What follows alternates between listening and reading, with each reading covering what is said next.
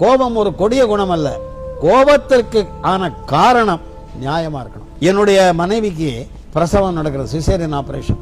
அப்ப சிவசுவாமின்னு ஒரு ப்ரொடியூசர், எம்ஜிஆர் நடிக்கிற அன்னமட்ட கையினுடைய ப்ரொடியூசர், அவர் எனக்கு ஃபோன் பண்றாரு. நான் கல்யாணி நரசிங்கம் இல்ல, பிளட் பேங்க்ல இருந்து பிளட் வரணுன்றாங்க அந்த அம்மா ஈவி கல்யாணி. நேச்சுரலி டென்ஷன்ல இருக்கேன்.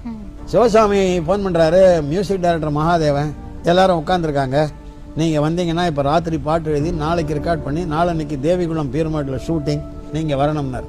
நான் சொன்னேன், என்ன சார் என் ஒய்ஃபுக்கு சிசேரியன் ஆபரேஷன் நடக்க போகுது, ஸோ நான் am not in my mood, நான் ரொம்ப டென்ஷனில் இருக்கேன், இப்போ பாட்டெல்லாம் எழுதுறதுக்கு வாய்ப்பே கிடையாது, உங்களுக்கு ரொம்ப அர்ஜென்ட்டுன்னா நீங்கள் வேறு ஏற்பாடு பண்ணிக்கோங்க, என்னால் பண்ண முடியாது, என் ஒய்ஃபுக்கு சிசேரியன் ஆபரேஷன் நடக்க போகிறது, ஐ எம் வெரி நர்வஸ்னு. அப்போ அவர் வாய் தவறி என்ன சொல்லிட்டாரு, ஆபரேஷன் நீராக பண்ண போறீர்னு கேட்டார். அது ரொம்ப நக்கலான கேள்வி இல்லை. ஸோ ஐ காட் ஒயில்டு, போன கீழே வைடா நீ அடித்து உதைச்சிருவேன்.